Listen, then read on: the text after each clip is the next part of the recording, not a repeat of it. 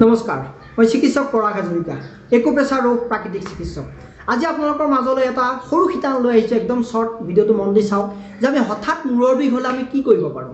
যেতিয়া আমাৰ দৰৱ নাথাকে, কোনো ধৰণৰ আমি ডক্টৰ বিচাৰি নাপাওঁ, সেই সময়ত ঘৰতে আছোঁ, আমাৰ কোনো ধৰণৰ অসুবিধা বিশেষ ধৰণে পটকৈ যাবলৈও আমি গাড়ী মটৰ নাই, মূৰৰ বিষ চিভিয়াৰ অত্যন্ত মূৰৰ বিষ, কি কৰিম আমি ইনষ্টেণ্ট ৰিলিফ পাবৰ কাৰণে। মূৰৰ বিষ যিয়ে নহওক, এতিয়া মূৰৰ বিষ বিভিন্ন কাৰণত হয়। আপোনালোকে চাওক, প্ৰথম কথা যে আমাৰ টেনশ্যনেল হেডেক, আজিকালিতো টেনশ্যন বেছি, গতিকে মূৰৰ বিষ হ'ব পাৰে।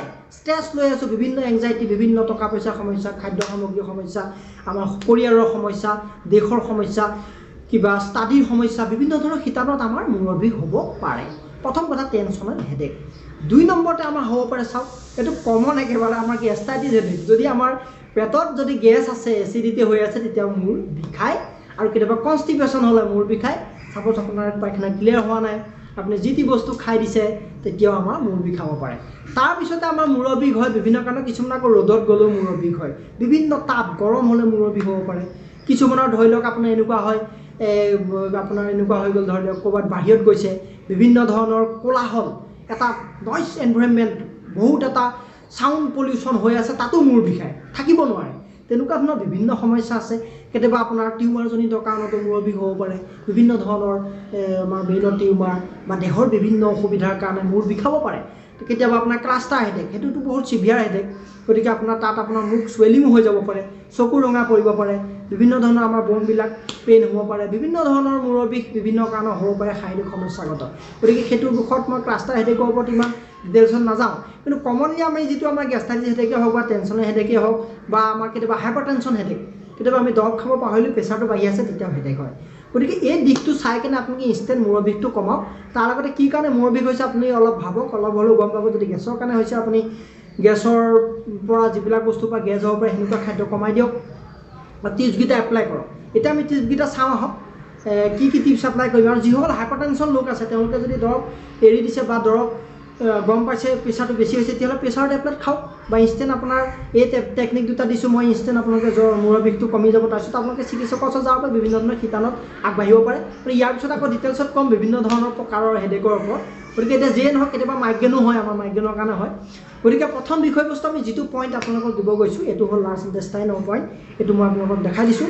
এইটো চাওক, আমাৰ এই যিটো উঠি থকা অংশ হাতত, আমি যদি হাতত এনেকৈ দিওঁ, এই যিটো উঠি থকা অংশ, মই এইটো দাগ দি দিছোঁ, এই উঠি থকা অংশটো দবাব লাগিব। এতিয়া কেনেকৈ দবাব, এনেকৈ বুঢ়া আঙুলিটো ল'লোঁ, বুঢ়া আঙুলিটো লগাই ইয়াতে আমি এই ধৰণে আমি দবালোঁ, এই ধৰণে বুঢ়া আঙুলিটো দি এই ধৰণে আমি দবাই দিলোঁ। ইয়াতে আপোনালোকে জোৰত দবক, যাতে মানুহজনে সহ্য কৰিব পাৰে। অতিমাত্ৰাও নহয় যে আপুনি আৰু একদম দবাই মাচুল বেয়া কৰি দিব, এনেকুৱা নহয়। নিজে দবালে, যদি কোনো মানুহ নাই, নিজৰ মূৰ বিষ হৈছে, নিজে দবাওক বা বেলেগ এজনে দবাই দিলে বেছি ভাল।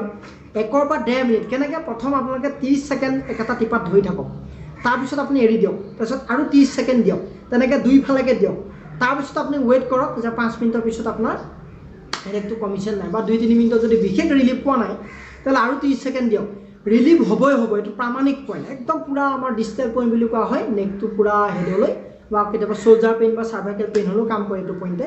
বহুত ইয়াতে ডিপ ষ্টাডি হৈ আছে, গতিকে এইটো প্ৰামাণিক পইণ্ট যে মূৰৰ বিষ কমিব। তাৰপিছতে আপোনালোকে দ্বিতীয় কামটো কৰক। এইটো কাম কৰিলে দ্বিতীয় কামটো কৰক যে আমাৰ এই যিটো দেখিছে, আমাৰ এই বুঢ়া আঙুলিৰ ওপৰ অংশটো, বুঢ়া আঙুলিৰ ওপৰ অংশটো, ইয়াৰ পৰা যদি মই দেখাওঁ আপোনালোকক, এই যিটো অংশ গোটেই, এইটো আমাৰ হেডেক, এইটো আমাৰ হেড।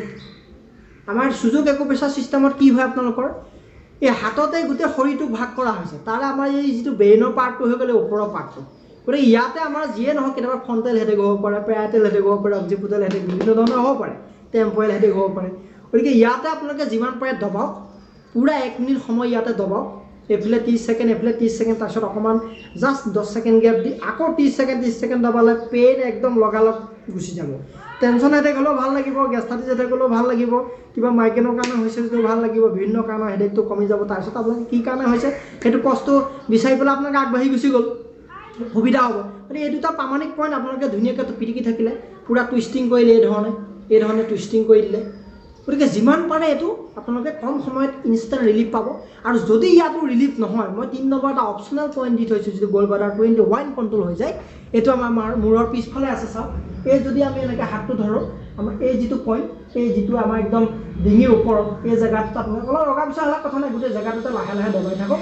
30-40 বাৰ আপোনালোকে ইয়াতে দবাই থাকিলে তেতিয়া আপোনাৰ হৈ যাব মূৰৰ বিষটো কণ্ট্ৰল হৈ যাব গতিকে এইটো অপশ্যনেল এনেই আপোনাৰ এই দুটা পইণ্টতে কমিব গতিকে মনত থাকিব বুঢ়া আঙুলিৰ ওপৰত দুইফালে এই পইণ্টটো দুইফালে কৰক তাৰপিছত এইখিনি কাম কৰাৰ পিছত আপোনালোকে ইয়াতে ভিক্স লগাওক ভিক্স লগাই কেনে যিটো মালিচ কৰে আপোনালোকে নৰ্মেলি এইবিলাক পইণ্টতো দবাব পাৰে গতিকে এইবিলাকত যি কৰে কিন্তু এই দুটা মেজৰ পইণ্ট এই দুটা কাম কৰক মূৰ বিষ কমি যাব বিভিন্ন প্ৰকাৰৰ মূৰ বিষ থাকিব পাৰে গতিকে তেনেকৈ বেছি হৈ থাকিলে চিকিৎসকৰ পৰামৰ্শ ল'ব ইনষ্টেণ্ট আপোনালোকে এইটোতে কমি যাব বহুত প্ৰকাৰৰ মূৰ বিষ আপোনালোকৰ ইয়াতেই কণ্ট্ৰল হৈ যাব একো দৰৱ নোখোৱাকৈ গতিকে মই ভাবিছোঁ আপোনালোকে আজি সিদ্ধান্ত খুব এটা দৰকাৰী বুলি ভাবিব গতিকে ভাল লাগিলে আপোনালোকে বন্ধুসকলে শ্বেয়াৰ কৰক যিমান পাৰে যিসকলে ছাবস্ক্ৰাইব কৰা নাই আমাৰ জ্ঞান চৰ্মা আৰোগ্য ছাবস্ক্ৰাইব কৰক এনেকুৱা সিদ্ধান্ত আপোনালোকৰ মাজলৈ আৰু লৈ আহিম গতিকে লাইক কৰি দিব এটা কমেণ্টছ কৰি যাওক কেনেকুৱা লাগিছে গতিকে আজি আপোনালোকৰ পৰা বিদায় লৈছোঁ ধন্যবাদ জয় অসম জয় ভাৰত